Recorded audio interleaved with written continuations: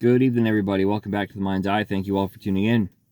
So, another video capping off the year of 2023. I did a video of my top 10 favorite releases of the year 2023, which I'm not sure if that will make it up before this one or after this one, but either way, that one is made. I decided another fun thing to do would be to go back and sort of talk about some of my favorite musical discoveries of 2023. These are albums that I discovered this year that have been out for a various amount of years, but I never heard until this year. And all these albums are fantastic albums that have left quite an impact on me. So I wanted to bring light to these. I have 8, I think. Yes, I have 8. So this is not a ranking or anything, just 8 albums and 1 album per artist. It was my rule for this, so, or else I would have had way more than 8. But 1 album per artist was kind of the rule I decided to go with here. The first one I want to talk about is not one that I own yet. It's the only one that I don't own on this list, and it was an album that it was a group that I picked up on from watching one of Steve Harold's videos. He was talking about his favorite albums of all time and mentioned the Primitives, and I had not thought of the Primitives in such a long time. I knew them for the song Crash, and I didn't really know much else by them. But Spinorama, I don't know if I like Spinorama more or less than those first 2 Primitives albums, but I really love it. I love the title track. Such a catchy song. It's hard to believe that was released in 2014 because it doesn't feel like it was. It doesn't feel like it was that much later after that classic Primitive stuff. I mean, it really feels like it could have come out. They had it now. Pure came out in '89, I think, and then they had another album, I think, in '91, maybe. You could have totally convinced me that Spinorama came out in the early '90s, '92 or '93, and I would have totally bought it. Does not sound like it came out all those years later, but it did. I love Spinorama.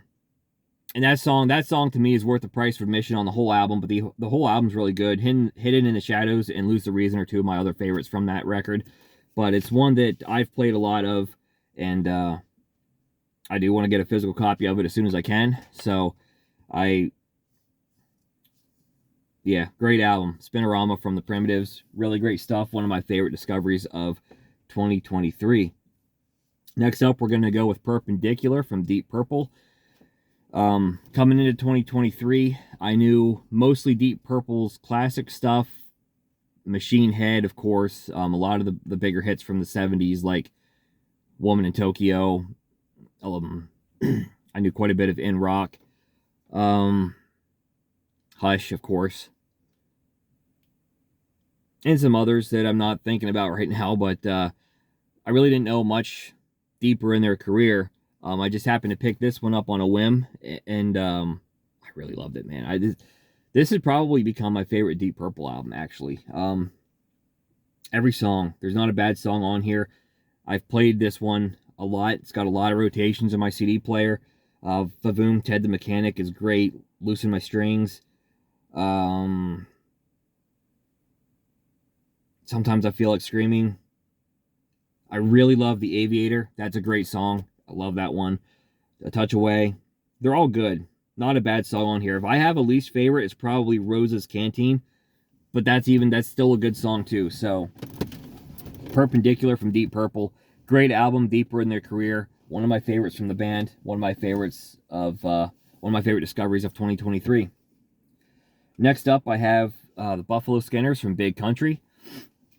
Coming into this year, I knew mostly The Crossing from this band, and as I was really getting into that album earlier this year and really more interested in the band, I decided to pick up another album of theirs, some a little bit later in their catalog. I didn't really know which one to go with. I just happened to pick this one, and I'm glad I did because this is an amazing album. Alone is really good. The moment I heard the song Seven Waves, I was hooked. If I wasn't a Big Country fan before then, I certainly was when I heard it because that song is freaking amazing. What Are You Looking For is great. The One I Love, Long Way Home, All Go Together, Winding Wind. And then there's 2 songs on here that was on their previous album. No Place Like Home, We're Not in Kansas, and Ships. Both these songs, especially Ships, I like the version on here better. It's a little bit different than the one that was on No Place Like Home, and this one I think just really hits better. Yeah, I'm really glad I picked this album. I'm not sure if this is my favorite big country album. It's a toss-up between this and another one, but I really, really love this album. One of my favorite discoveries of the year, for sure. This is another recommendation from a commenter. I posted a video earlier this year talking about how I feel like Freaks of Nature may be one of the most underrated Kansas albums. And I could have honestly put Freaks of Nature on this list as well, but I only chose one per band, or one album per band. So the commenter suggested that I pay more attention to the 80s stuff. That he really liked the 80s stuff and found it all pretty essential Kansas. So the one album that I listened to all their 80s albums, and the one that I really loved the most was this one, Power. I think this is a really fantastic, straightforward hard rock album. Silhouettes in the Skies is really cool. Power. We're Not Alone Anymore is a really cool banging track. I love that one. Taking in the View, Three Pretenders, Tomb 19. Great stuff. Solid album. Yeah, this was an album I was not familiar with coming into the year. But I'm really glad that I picked this one up this year, because this is a great album. This is a big one for me here.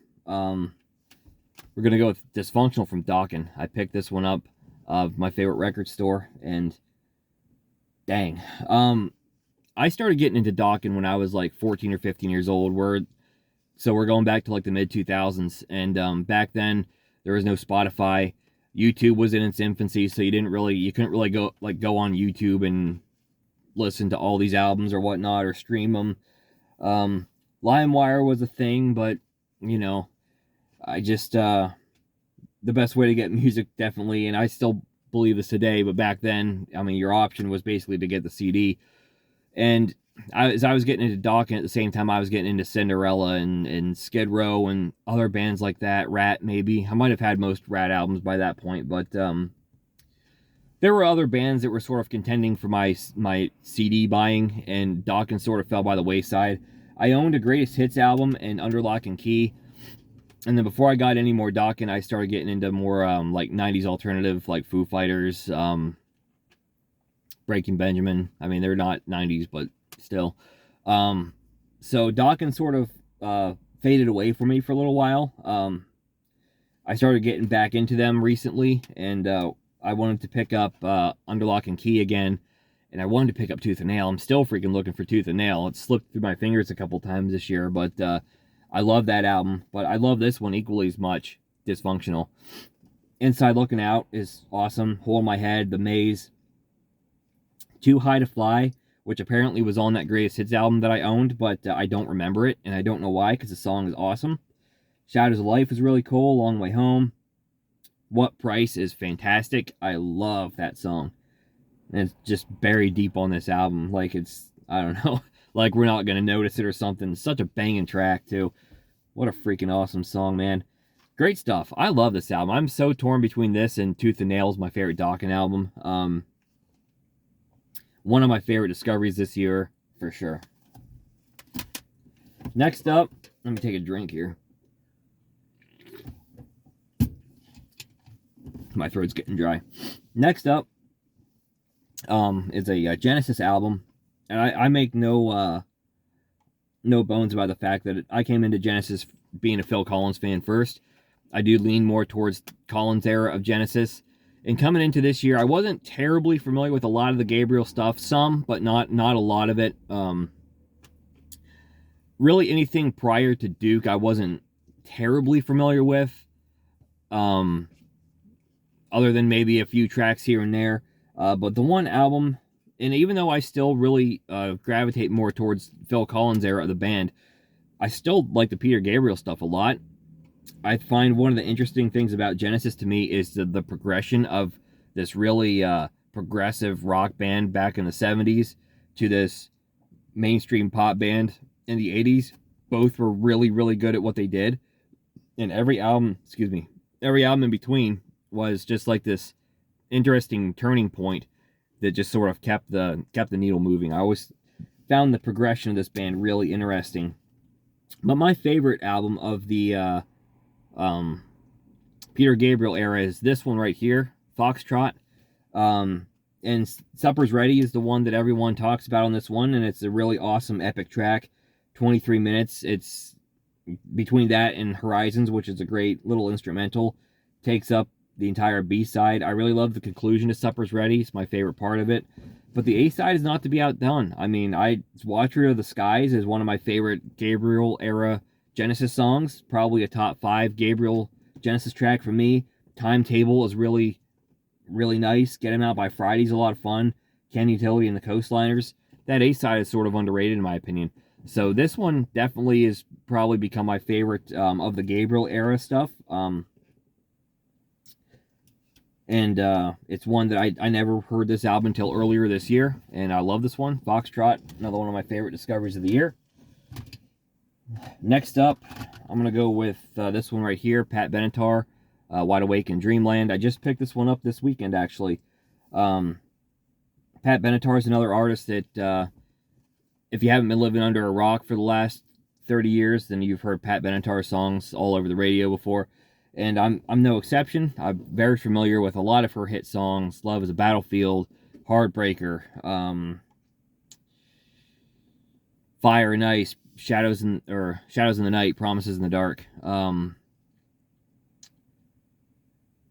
I liked all those songs. My favorite hit song of hers, one that doesn't get played quite as much as a lot of those other ones, but still got played enough for me to pick up on it, was All Fired Up. I've always loved that song. And as I've been diving deeper into Pat Benatar's catalog, I almost was a little surprised by how much I really actually love this album. Most people would probably point to Precious Time or Crimes of Passion as being Pat's best album. Both those albums are amazing, and I love both of them. But my two favorite are between Get Nervous and this one. And aside from All Fired Up, which is a great song, I like One Love a lot too. Let's Stay Together is a lot of fun. I love the percussion in that, along with Pat's voice, which is always great. Don't Walk Away, Too Long a Soldier. Cool Zero is a really sweet deep cut. Lift 'Em On Up is a lot of fun as well. Great stuff. Not a bad song on here. Wide Awake in Dreamland. Great album from Pat Benatar. One of my favorite discoveries of the year. And to wrap things up, of course, I became a huge Rush fan over the course of 2023. Kind of like Pat Benatar, I'm familiar with a lot of their hit songs over the years. Enjoyed their hit songs over the years. But it took until now for me to really dive deep into this band and to become a really big fan of them. And I could have picked a plethora of Rush songs or Rush albums, but I think this isn't my favorite Rush album. It's probably not even in my top 5. Definitely in my top 10. I don't even remember where I ranked it when I did my Rush ranking. It was probably somewhere between 6 and 10. Probably a lot higher than 10. I'm thinking it was probably like 6 or 7. But in my opinion, probably one of the most underrated albums from this band. And this one really hit me. And I still listen to this one a lot. I love this one. It's Test for Echo. This is my favorite album that Rush has released in my lifetime. The first of which being Roll of Bones, and then anything that came after that would have been in my lifetime. And I like all of them. But this one, to me, I was really, really struck with. The first 2 songs are really good. Test for Echo and Driven. But I love songs like Half the World. The Color of Right is one of my favorite Rush songs. Top 3, I would say. Top 3 to 4. Totem is really good. I even kind of like Dog Ears. I don't care. That song might be a little silly. Might be a little goofy, but it's fun. I dig it. Virtuality is really good as well. And the album closer, Carve Away the Stone, is fantastic. Probably, in my opinion, maybe their most underrated album. This one is really freaking good. Rush, Test for Echo. One of my favorite discoveries of the year. So let me know in the comments below, are there any albums that were not released this year, but that you discovered this year that you really, really love? Let me know what some of your favorite discoveries were. If you like this kind of content, please give me a thumbs up. Subscribe to my channel for more videos like this in the future, and I'll catch you next time.